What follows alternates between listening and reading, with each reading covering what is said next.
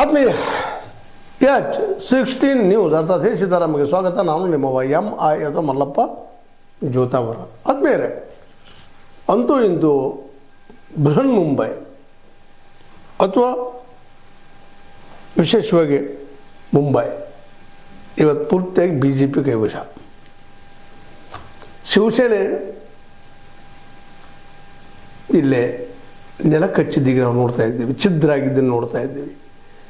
ಇಬ್ಬರು ಕೂಡಿದಾಗ ರಾಜ್ ಠಾಕ್ರೆ ಮತ್ತು ಉದ್ಧವ್ ಠಾಕ್ರೆ ಕೂಡಿದಾಗ ಏನೋ ಒಂದು ಹೊಸದು ಬರ್ಬೋದು ಅಂತ ಊಹೆ ಇತ್ತು. ಜನ ಇವತ್ತು ಆ ಹಿಂದಿನ ಕಹಿ ನೆನಪುಗಳನ್ನು ಬಿಟ್ಟು ಮುಂದೆ ಬಂದಿದ್ದಾರೆ ಅಂತ ಅನ್ನಿಸ್ತಾ ಇದೆ.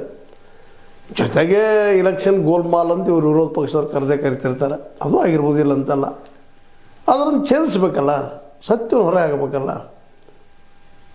ಅದನ್ನು ಸುಪ್ರೀಂ ಕೋರ್ಟ್ ಮೇಲೆ ಮುಂದೆ ಪ್ರೂವ್ ಮಾಡಬೇಕಲ್ಲ. ಇದು ಇವರಿಂದ ಸಾಧ್ಯ ಆಗ್ತಾಯಿಲ್ಲ.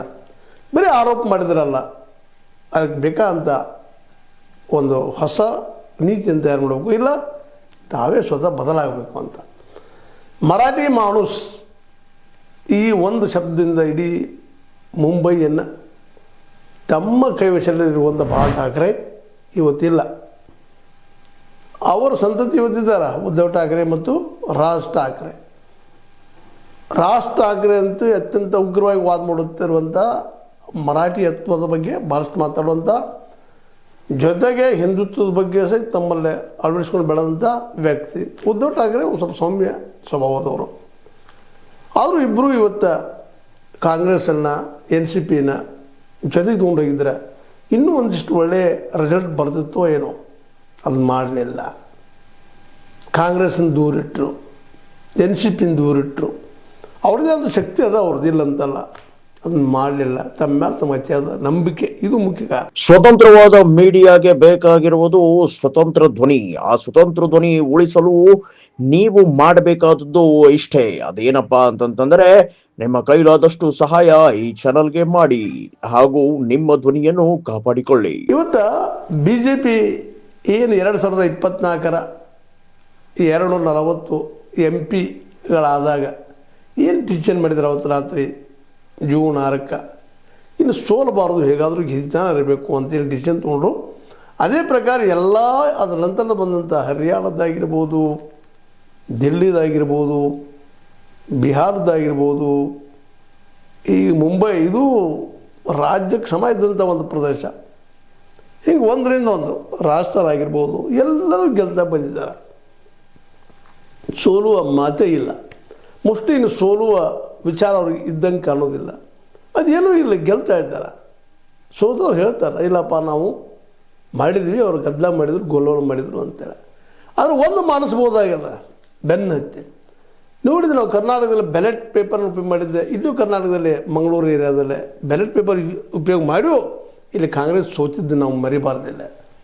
ಸುಮ್ಮನೆ ಆರೋಪಕ್ಕೆ ಆರೋಪ ಮಾಡುವಂಥದ್ದಲ್ಲ. ಅದಕ್ಕಿಂತಲೂ ಮತ್ತು ಬ್ಯಾಲೆಟ್ ಪೇಪರ್ ಓಲ್ಡ್ ಮೆಥಡ್. ಹೌದು, ಅಮೇರಿಕಾದಲ್ಲೇ, ಜರ್ಮನಿಯಲ್ಲೇ, ಯುರೋಪಿಯನ್ ಅನೇಕ ದೇಶಗಳಲ್ಲೇ, ಇಂಗ್ಲೆಂಡ್ನಲ್ಲೇ ಬ್ಯಾಲೆಟ್ ಪೇಪರ್ನ ಯೂಸ್ ಮಾಡ್ತಾರೆ. ಆದರೆ ಅಲ್ಲಿ ಜನಸಂಖ್ಯೆ ಕಡಿಮೆ ಅದ. ನಮಗೆ ಇವತ್ತು 100 ಕೋಟಿ ಜನಸಂಖ್ಯೆ ಅದ. ಬ್ಯಾಲೆಟ್ ಪೇಪರ್ಲೆ ಎಲೆಕ್ಷನ್ ಮಾಡ್ಲಿಕ್ಕೆ ಸಾಧ್ಯನಾ ವಿದಿನ್ ಪ್ರಿಸ್ಕ್ರೈಬ್ ಟೈಮ್ದಾಗ? ಆದ್ರೆ ಒಂದನ್ನು ನಮಗೆ ಸಾಧ್ಯ ಅದ, EVM ಜೊತೆಗೆ VVPAT ಪ್ರತಿಯೊಂದು ಬೂದಿ ಇಡುವಂಥದ್ದು. ಎಷ್ಟು ಖರ್ಚು ಬರ್ತದೆ ಬರಲ್ಲ. ಯಾಕಂದ್ರೆ ಪ್ರಜಾಪ್ರಭುತ್ವ ಇರೋದನ್ನು ಇದ್ರ ಮೇಲಪ್ಪ ಅಂತಂದ್ರೆ ಈ ಒಂದು ಪ್ರಾಮಾಣಿಕವಾದಂತಹ ಇಲೆಕ್ಷನ್ ಮೇಲೆ, ಪಾರದರ್ಶಕವಾದಂಥ ಇಲೆಕ್ಷನ್ ಮೇಲೆ. ಯಾಕಂದರೆ ಇವತ್ತು ವಿರೋಧಿಗಳು ಆರೋಪ ಮಾಡ್ತಾ ಇದ್ದಾರೆ. ಇಲ್ಲೂ ಆರೋಪ ಮಾಡ್ತಾರೆ, ಇಲ್ಲಂತಲ್ಲ. ಉದ್ಧವ್ ಠಾಕ್ರೆ, ರಾಜ್ ಠಾಕ್ರೆ ಆರೋಪ ಮಾಡ್ಬೋದು.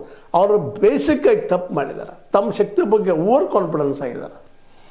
ಇವತ್ತು ಎಲ್ಲರೂ ಒಂದಾದಾಗ ಏನಾದರೂ ವಿರೋಧ ಪಕ್ಷಗಳು ಒಂದಾಗಿ ಗಟ್ಟಿಯಾಗಿ ನಿಲ್ಲುವಂಥ ಅನಿವಾರ್ಯತೆ ಇವತ್ತು ಇಲ್ಲ. ಆದರೆ ಪ್ರಾದೇಶಿಕ ಪಕ್ಷಗಳಿಗೆ ಇಲ್ಲಿ ನೆಲೆ ಇಲ್ಲ. ನೋಡ್ರಿ, ಈ ಬಿಹಾರದಲ್ಲಿ ಏನಾಯಿತು, ನಮ್ಮ ಲಾಲು ಪ್ರಸಾದ್ ಯಾದವ್ ಅವರು ಮತ್ತು ಅವ್ರ ಮಗ ತೇಜಸ್ವಿ ಯಾದವ್ ನಾವು ಗೆದ್ದೇ ತೀರ್ತೀವಿ ಅನ್ನೋಂಥ ಛಲದಲ್ಲಿದ್ದು ಏನಾಗಿಬಿಟ್ಟಿದ್ದಾರೆ. ಇವತ್ತು ಕಾಲಕ್ಕೆ ತಕ್ಕ ಬದಲಾವಣೆ ಆಗಲೇಬೇಕ್ರಿ. ಆ ಒಂದು ಕಾಲದಲ್ಲಿ ಕಾಂಗ್ರೆಸ್ಸು OBC ಅಥವಾ ಹಿಂದೂ ಜನರ ಮೇಲೆ ಅಥವಾ ಹಿಂದೂ ಜನರ ಮೇಲೆ ಆಸಕ್ತಿ ಇಟ್ಟಿರಲಿಲ್ಲ. ಅದನ್ನು ಸದುಪಯೋಗ ಮಾಡಿಕೊಂಡಂಥ ಅಂದಿನ ನಾಯಕರು ಮುಲಾಯಂ ಸಿಂಗ್ ಯಾದವ್ ಅವರು, ಲಾಲು ಪ್ರಸಾದ್ ಅವರು ಯಶಸ್ವಿ ಆದ ಎರಡು ದೊಡ್ಡ ರಾಜ್ಯಗಳಲ್ಲೇ. ಆದರೆ ಅದೇ ರಿಪೀಟ್ ಆಗ್ತದೆ ಅಂತಲ್ಲ. ಇವತ್ತು ಮುಖ್ಯವಾಗಿ ಸಮಸ್ಯೆ ಇರೋದು ನೌಕರಿನ ಕೊಡಿಸುವಂಥದ್ದು, ಒಂದು ನಾಯಕತ್ವ ಕೊರತೆ ಇವತ್ತದ.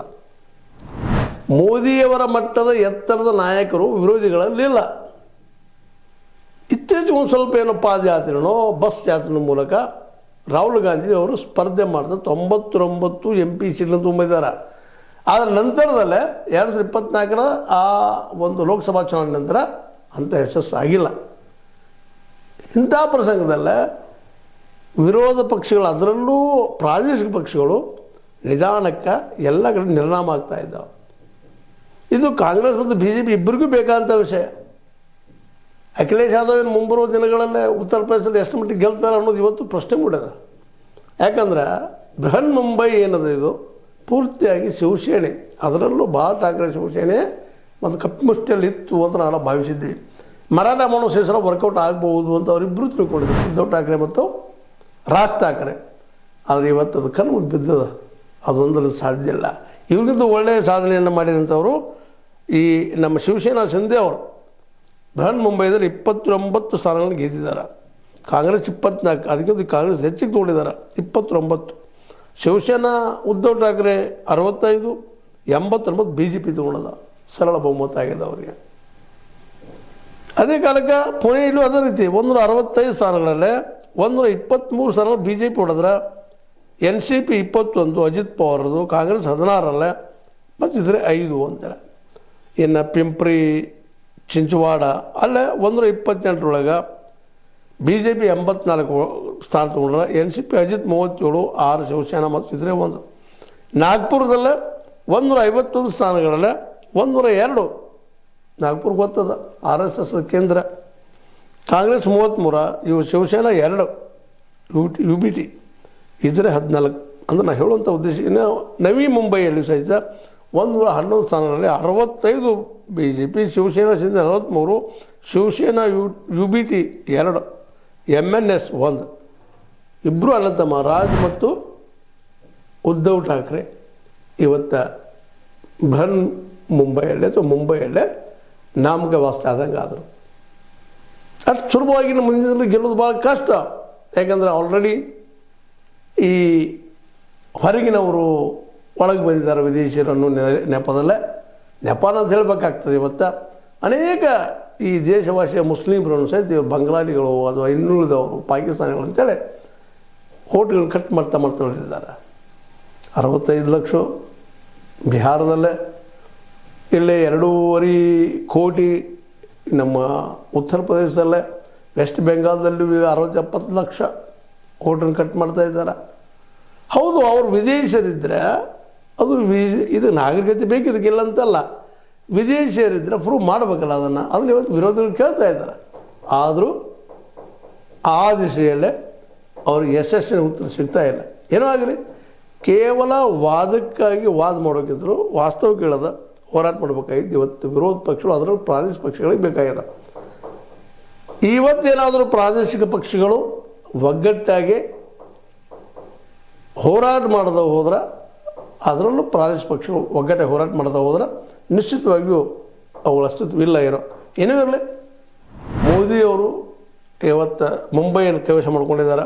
ಫಡ್ನವೀಸ್ ಅದ್ರ ಜೊತೆಗೆ ಕೈ ಜೋಡಿಸಿ ಇವತ್ತು ಒಳ್ಳೆ ರಿಸಲ್ಟ್ ಕೊಟ್ಟಿದ್ದಾರೆ.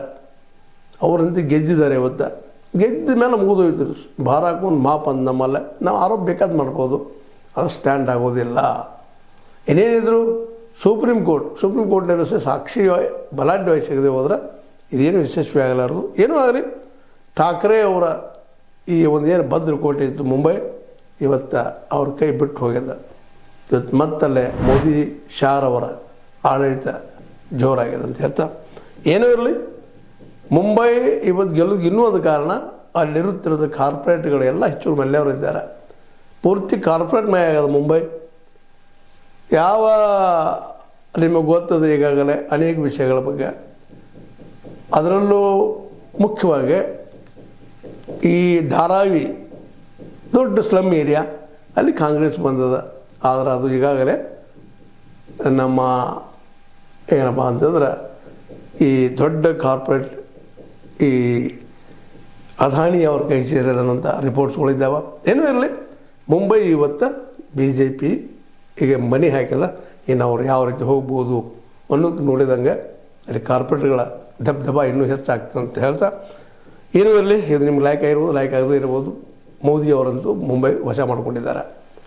ಮುಂದಿನ ದಿನದಲ್ಲಿ ರಾಜ್ ಮತ್ತು ಅದೇ ಕಾಲಕ್ಕೆ ನಮ್ಮ ಉದ್ಧವ್ ಠಾಕ್ರೆ ಏನು ಮಾಡ್ಬೋದು.